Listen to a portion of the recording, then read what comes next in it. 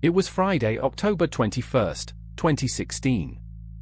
For millions across the United States, it began subtly. A sluggish internet connection. A website that wouldn't load. Then, a blank error screen. Twitter refused to refresh. Netflix remained frozen, a spinning wheel of digital purgatory. Amazon wouldn't open. The digital world, a foundation of modern life, was slowly grinding to a halt. But this wasn't just a local outage. From New York to Los Angeles, the tremors were spreading. News channels, if their websites could even load, reported widespread connectivity issues. Cybersecurity analysts, usually accustomed to pinpointed attacks, watched their dashboards light up like Christmas trees, indicating a systemic failure, an impossible anomaly. Calls flooded into internet service providers, but their technicians were just as baffled. This wasn't a broken cable, or a server farm gone dark. This felt deliberate, coordinated, and terrifyingly massive. The target seemed arbitrary, yet crucial: Spotify, PayPal, CNN, GitHub, the New York Times. It was as if an invisible hand was plucking vital organs from the internet's body, one by one. Panic began to ripple through offices, through homes. Was this a nation-state attack? A declaration of cyber war? The scale was unprecedented, the method unknown, and the silence from the digital void was deafening. Every refreshed browser tab, every failed attempt to connect, hammered home a chilling truth: something fundamental had broken. And no one knew how to fix it, or who was behind it.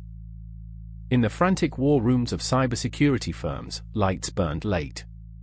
Teams stared at screens, a kaleidoscope of network traffic data, trying to discern patterns from the digital chaos. What they saw defied conventional understanding.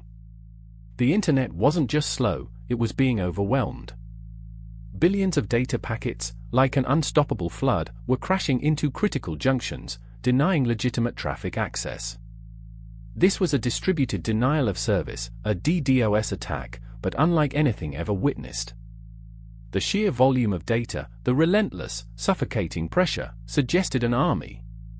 Not an army of human hackers, but an army of machines. Yet, tracing the source IPs was a nightmare. They bounced from South Korea to Brazil, from individual home routers to obscure webcams. There was no central command and control server visible, no obvious signature of a known hacking group. It was a phantom menace, striking from every corner of the globe simultaneously. Experts whispered about new attack vectors, about the rise of an Internet of Things vulnerabilities. Devices once considered harmless, your smart thermostat, your baby monitor, your security camera, were now being eyed with suspicion. Could these everyday gadgets be weaponized? The idea was almost unthinkable. But as the outages persisted, as the digital dark spot spread, the terrifying possibility solidified. The internet, the vast network designed for resilience, was buckling under the weight of its own proliferation. An unseen enemy was exploiting the very fabric of our connected world, turning our convenience into our vulnerability. The initial analysis brought a chilling clarity. This wasn't sophisticated nation-state malware exploiting zero-day vulnerabilities in critical infrastructure. This was something far more insidious, exploiting the mundane. The attacks were originating from everyday devices, digital video recorders, webcams, home routers. The kind of electronics people bought, plugged in, and promptly forgot about their security settings. These devices, often manufactured cheaply with default, unchangeable passwords like admin or 123,456, were low-hanging fruit. They were always connected to the internet, always on, and almost always unprotected. A hacker or an automated script could simply guess these common credentials and instantly seize control. Millions of them. Sitting silently in homes and businesses worldwide, awaiting a command. This was the anatomy of the new beast, not a superweapon, but a vast, distributed network of unwitting participants. Each device, individually insignificant, became a powerful zombie soldier when aggregated. They formed a botnet, a robot network, controlled by a distant master. The genius and terror lay in its simplicity. No complex code was needed to penetrate firewalls. Just an open door, left by manufacturers and users alike. The Internet's growth, its ubiquity, had created a blind spot, a colossal security gap. And someone had found it. Someone had weaponized the mundane. And the full implications of this discovery were just beginning to dawn on the beleaguered cybersecurity community. As the digital dust began to settle, investigators began dissecting the malicious code itself.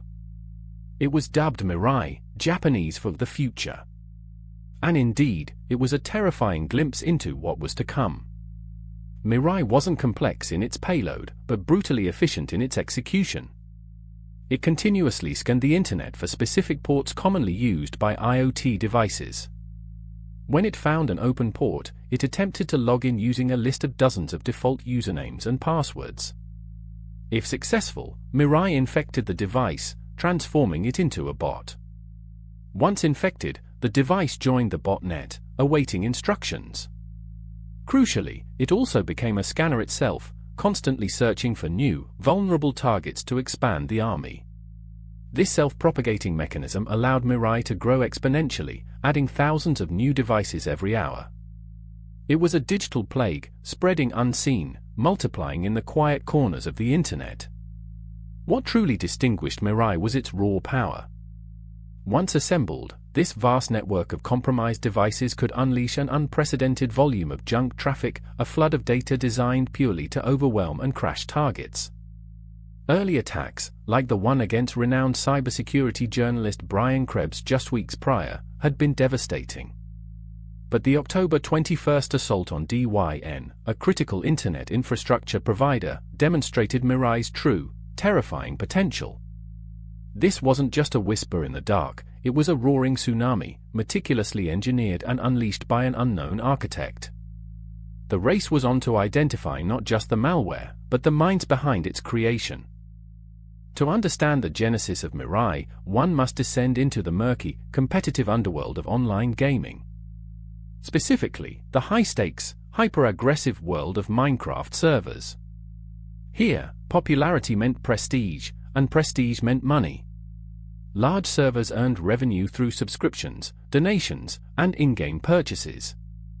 And where there's money and ego, there's sabotage. For years, server owners had waged digital warfare, using DDoS attacks to knock competitors offline, steal players, and assert dominance.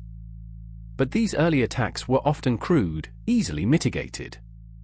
The game changed with the emergence of bulletproof hosting services, anonymous servers that tolerated illegal activity, providing the infrastructure for powerful, sustained attacks. The tools, however, remained somewhat limited. The architects of Mirai weren't driven by political ideology or corporate espionage. Their initial motivation was far more mundane, yet intensely personal, crushing rivals in online games. Imagine a petty playground feud, amplified by cutting-edge digital weaponry, capable of taking down not just a single server, but entire swaths of the Internet. It was a digital Game of Thrones, played out by teenagers and young adults, fueled by bravado, one-upmanship, and an insatiable desire to win at all costs. They built Mirai to dominate their small corner of the Internet, never imagining the chaos it would soon unleash upon the world. The stage was set, not for geopolitical conflict, but for digital mischief on an unimaginable scale. Behind this digital weapon, behind the cascading outages and global panic, were not hardened cybercriminals or state-sponsored hackers. They were remarkably young. One, a coding prodigy from New Jersey, obsessed with custom Minecraft servers and the competitive thrill of digital warfare. Another, a brilliant programmer from Louisiana, equally immersed in the online gaming scene, fascinated by network vulnerabilities. They met in clandestine online forums, drawn together by a shared ambition to create the ultimate DDoS tool. Their early exploits were small-scale, testing the waters, refining their methods. They reveled in the challenge, the intellectual puzzle of exploiting systemic weaknesses. For them, it was less about malicious intent and more about proving their dominance, showcasing their technical prowess in a world where digital might equaled respect. They operated under pseudonyms, shifting identities like chameleons in the digital jungle. Names like Banner Senpai and Ogpiers became infamous in certain circles, whispered with a mix of fear and admiration. They were resourceful, innovative, and dangerously intelligent. What began as a game, a way to outmaneuver their online adversaries, was rapidly evolving into something far grander, far more destructive than they ever intended. These young guns, armed with keyboards and code, were about to inadvertently reshape the very world of internet security. They were on the precipice of creating a digital monster. The Mirai Botnet didn't spring forth fully formed. It was a painstaking, iterative process of discovery and exploitation. The team, initially just 2 core members, experimented with different types of IoT devices, identifying which architectures were most vulnerable, which had the weakest default passwords. They refined their scanning techniques, making them faster, more efficient, capable of sweeping vast swathes of the internet in mere hours. Their private botnet, initially a few thousand devices, grew exponentially. They monitored its expansion with a mix of awe and trepidation. Each successful infection was a small victory, a new soldier added to their growing army. They built custom control panels, allowing them to orchestrate attacks with chilling precision and power. The raw, untapped potential of millions of unsecured devices was staggering. They were sitting atop an empire of bots, harvested from the unsuspecting public. The internal discussions were focused on optimization, on maximizing the botnet's capacity. How much data could they pump? How many concurrent attacks could they launch? They pushed the boundaries of what was thought possible, not out of malice, but from a relentless pursuit of technical superiority. The line between a sophisticated tool for online gaming dominance and a weapon of mass digital destruction began to blur. They had crafted a leviathan, an unprecedented force, and it was quickly outgrowing its creator's original intentions. Then came the fateful decision. On September 30, 2016, the source code for Mirai was publicly released on a prominent hacker forum. The user who posted it, under the pseudonym Anna Senpai, one of the project's architects, claimed they were getting out of the botnet game. They offered the code, complete and functional, to anyone who cared to download it. It was a digital Pandora's box, flung wide open. The motivation behind this move was complex. Some speculate it was a scorched earth's tactic, making the botnet ubiquitous to dilute its uniqueness and hinder investigations. Others believe it was pure bravado, a final, defiant flourish before attempting to disappear into the digital ether. Regardless of the intent, the consequences were immediate and catastrophic. Within hours, other malicious actors downloaded the code. They, too, began scanning, infecting, and building their own Mirai botnets. Suddenly, the power to cripple vast swathes of the internet was no longer confined to a handful of individuals. It was democratized. The carefully constructed empire, once under central command, fractured into countless independent armies, each wielding the same terrifying power. This wasn't just a leak, it was a global proliferation event. The shadow broker had made their deal, and the world was about to pay the price. The full, destructive potential of Mirai was now unleashed, far beyond the control or even comprehension of its original creators. The public release of Mirai's source code marked a terrifying inflection point. Before, there was a single, dominant Mirai botnet, albeit one with immense power. After, the internet became a battleground of countless Mirai variants. Every script kiddie, every wannabe hacker, every group with a grievance, suddenly had access to an unprecedented weapon. The digital frontier descended into absolute chaos. New botnets, forged from the Mirai code, sprang up overnight. Some were small, targeting individual websites or gaming servers. Others quickly grew to immense scale, fueled by the same vulnerabilities the original creators had discovered. The attacks became more frequent, more powerful, and increasingly indiscriminate. Cybersecurity researchers struggled to keep up, analyzing new attack patterns, trying to differentiate between the original threat actors and the countless copycats.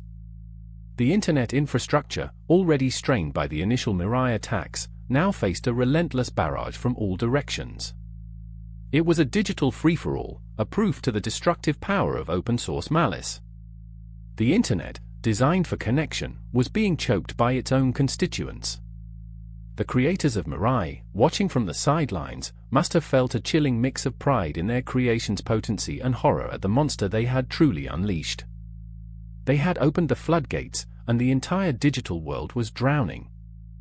The chaos culminated on October 21, 2016, with the assault on Dyn. Dyn wasn't just another company, it was a domain name system, or DNS, provider. Think of DNS as the internet's phone book. When you type google.com, DNS translates that into an IP address, directing your browser to the correct server. If Dyn goes down, vast sections of the internet effectively become unfindable. The Mirai botnets, now numerous and terrifyingly powerful, launched a coordinated, multi-wave DDoS attack against Dyn servers. The first wave hit early in the morning, taking down major sites across the East Coast.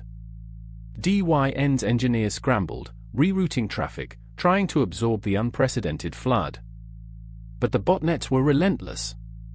A second, even larger wave struck hours later, expanding the outages across the US and into parts of Europe. It was a masterful, devastating blow. The internet, for a significant portion of the world, simply stopped working. Businesses lost millions, communications were severed, and a sense of vulnerability permeated the digital world. This wasn't just a gaming feud anymore. This was a critical infrastructure attack, demonstrating how easily a few lines of code, wielded by distant, unseen hands, could bring a global economy to its knees. The Dyn catastrophe was Mirai's chilling peak, a stark warning of the fragility of our interconnected lives. While the world grappled with the outages, a different kind of battle was being waged in the shadows, the hunt for Mirai's creators. The FBI, collaborating with private cybersecurity firms, began piecing together digital breadcrumbs. It was a painstaking process, tracing IP addresses, analyzing code signatures, and monitoring online forums where the Mirai source code was discussed. The perpetrators were clever, using proxies and VPNs, but even the most cautious hackers leave traces. One key piece of evidence emerged from the early attacks on Brian Krebs' blog. Krebs, a seasoned investigator, quickly discovered the botnet's unique fingerprints, particularly its use of specific default passwords for IoT devices. This led law enforcement to focus on the gaming world, a known hotbed for DDoS attacks. They started following the money, not millions, but the small, untraceable payments made for bulletproof hosting services and the subtle shifts in online cryptocurrency wallets. They monitored the chatter on obscure forums, looking for boasts, slip-ups, or even just distinctive writing styles. It was like sifting through sand for grains of gold, but the digital detectives were relentless. They knew the scale of the crime demanded an answer. Slowly, painstakingly, the web of anonymity began to unravel, revealing not an international syndicate, but something far more surprising and closer to home. The investigation finally narrowed. The digital trail, painstakingly followed across continents and through layers of obfuscation, led back to a small circle of individuals. In December 2017, the Department of Justice announced charges against 3 young men, Paras Josiah White, and Dalton Norman. The names, once associated with infamous online pseudonyms, were now attached to real faces, real lives. Paras, a student from New Jersey, was identified as Anna Senpai, the primary architect and source code releaser. Josiah White, a talented coder from Pennsylvania, was godpeers, responsible for much of Mirai's scanning and exploitation capabilities. Dalton Norman, from Louisiana, assisted in its development and maintenance. The surprise was palpable. These weren't grizzled veterans of the cyber underworld. They were college-aged, intelligent, and, by most accounts, outwardly unremarkable. Their motive, as initially suspected, was not grand geopolitical destabilization, but rather profit and prestige within the fiercely competitive world of Minecraft server hosting. They used Mirai to cripple rival servers, renting out their botnet's power to others, and making a modest living from their destructive creations. The reveal of their identities shattered the image of the faceless, omnipotent hacker. Instead, it exposed a group of brilliant, but misguided, young men who had stumbled into creating a weapon far more powerful than they ever intended. The arrests of Joe, White, and Norman brought a sense of closure, but also ignited a fierce debate about accountability in the digital age. They faced serious charges, including conspiracy to commit computer intrusion and operating a botnet. The human cost of their actions, the economic impact, and the sheer disruption they caused were immense. The court proceedings offered a rare glimpse into the minds of the Mirai creators. In December 2017, all three pleaded guilty. Their sentences, handed down in September 2018, were significant. Paras Joe received 6 months of home incarceration, 2,500 hours of community service, and was ordered to pay restitution. Josiah White and Dalton Norman received similar sentences, along with periods of supervised release. Crucially, they were also mandated to assist the FBI in developing tools to combat future botnet threats. The judge acknowledged their youth and potential, but emphasized the gravity of their crimes. This wasn't just about punishment, it was about rehabilitation and leveraging their unique skills for good. The reckoning wasn't just about jail time, it was about confronting the consequences of their digital power, realizing that a game played on a computer screen could have very real, very devastating effects on the world outside. The Mirai architects, once anonymous digital gods, now faced the stark reality of their actions. The story of Mirai didn't end with the arrests. The botnet's legacy continues to reverberate, a stark warning etched into the internet's history. The source code, once released, could never truly be retracted. Variants of Mirai still actively scan the internet, infecting new vulnerable devices and launching attacks. New, more sophisticated botnets have emerged, learning from Mirai's blueprint, leveraging its techniques to create even more powerful digital armies. The core vulnerability remains: billions of IoT devices, from security cameras to smart doorbells, are still shipped with weak default security, or simply go unpatched by their owners. This vast, expanding world of connected devices remains a fertile ground for future Mirai-like threats. Manufacturers, governments, and individual users are now acutely aware of this threat, yet the problem persists, a constant arms race against the next digital weapon. Mirai exposed the fragility of our interconnected world, demonstrating how quickly convenience can become vulnerability. It forced a global reckoning on internet security, driving efforts to secure IoT devices and improve network resilience. But the nightmare isn't over.